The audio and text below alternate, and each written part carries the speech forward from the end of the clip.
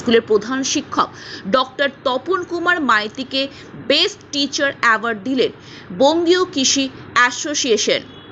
বঙ্গীয় কৃষি অ্যাসোসিয়েশনের প্রেসিডেন্ট কাসেম আলী জানান, স্কুলের প্রধান শিক্ষক তপন কুমার মাইতি যেভাবে স্কুলটাকে সাজিয়েছে এবং ছাত্রছাত্রীদের সঙ্গে কি মধুর সম্পর্ক সেটা আমি দেখেছি। শুধু তাই নয়, স্কুল নিয়ে নানা কিছু ভাবনা প্রধান শিক্ষকের সঙ্গে সহ শিক্ষকদের সঙ্গে মধুর সম্পর্ক।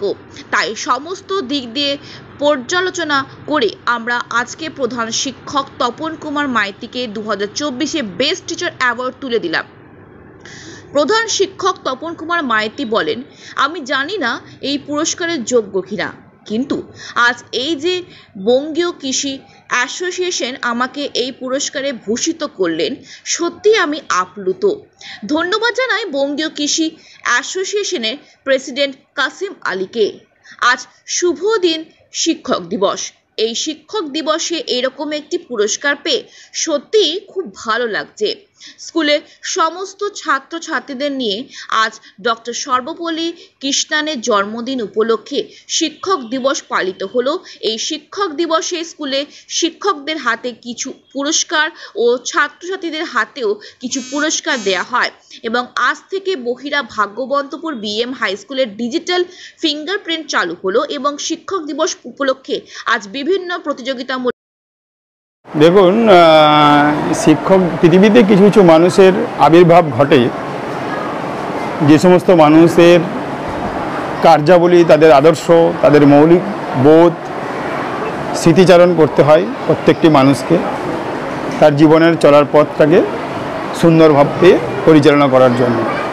তো আজকের এই শিক্ষক দিবসে বঙ্গীয় কৃষি অ্যাসোসিয়েশনের পক্ষ থেকে আমাকে যেভাবে সম্বর্ধিত করা হলো বেস্ট টিচার অ্যাওয়ার্ড, আমি খুব আপ্লুত এবং এই সংস্থার সভাপতি যিনি আছেন কাসেম আলী সাহেবকে অসংখ্য ধন্যবাদ জানাবো যে আমাদের একটি প্রত্যন্ত এলাকার স্কুলের মধ্যে আমাদের এই বিদ্যালয়কে বেছে নেওয়ার জন্য। জানি না এই অ্যাওয়ার্ড পাওয়ার যোগ্য কতখানি, খুব আনন্দ লাগছে এবং সেই সঙ্গে আমার প্রিয় সহকর্মী যারা রয়েছেন তাদেরকেও আমরা প্রতি বছর আমাদের বিদ্যালয় পরিচালন কমিটির পক্ষ থেকে আমরা সম্বর্ধিত করি এবং ছাত্রছাত্রীদেরকে সুন্দরভাবে পরিচালনা করার জন্য যে সমস্ত শ্রেণী মনিটররা রয়েছেন তাদেরকেও কিন্তু আমরা সম্বর্ধিত করি। এবং আজকে এই শিক্ষক দিবসে বর্তমান সরকারের যে সাম্প্রতিক যে নির্দেশিকা রয়েছে সেই নির্দেশিকা অনুযায়ী আমরা আজকে নির্দেশিকা দিয়েছে ঠিকই, কিন্তু আমরা অনেক দিন থেকে এটা চালু করে রেখে দিয়েছি যে আজকে বিশেষ একটা প্রীতিভোজের আয়োজন করেছি আমরা বাচ্চাদের জন্য, সমস্ত স্টুডেন্টদেরকে একদম 5 থেকে 5ম শ্রেণী থেকে একদম দ্বাদশ শ্রেণী পর্যন্ত আমরা একটা প্রীতিভোজের আয়োজন করেছি আমাদের নিজস্ব প্রত্যেক শিক্ষক শিক্ষিকাদের আর্থিক সহায়তায়। আমাদের খুব ভালোই লাগছে, আজকে পুরো একদম বিদ্যালয়টি যেন প্রাণচঞ্চল হয়ে উঠেছে। খুব গর্বিত লাগছে আমাকে এই বিদ্যালয়ের প্রধান শিক্ষক হিসাবে আজকে উপস্থিত থেকে। শুধু ছাত্র এবং শিক্ষকের সম্পর্ক একটা মধুর সম্পর্ক, সেটা আদিকাল থেকে আমরা যদি ইতিহাস ফলো করি তাহলে দেখতে পাবো রয়েছে।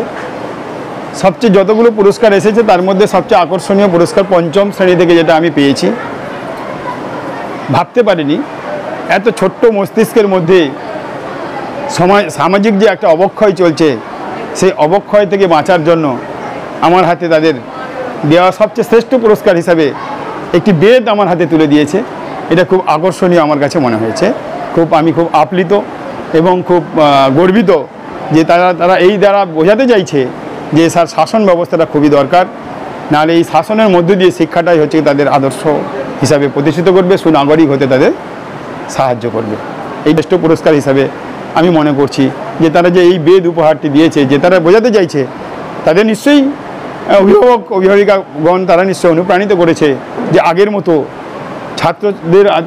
ছাত্রদের শাসন করার জন্য ভালোবাসার সঙ্গে সঙ্গে সেই যেন বিদ্যালয়ের প্রত্যেকটি টিচারের হাতে একটা ছড়ি যেন থাকে, কি লাঠি যেন থাকে, যেটা দেখে তারা ভয় বা তারা শৃঙ্খলিত হতে পারে।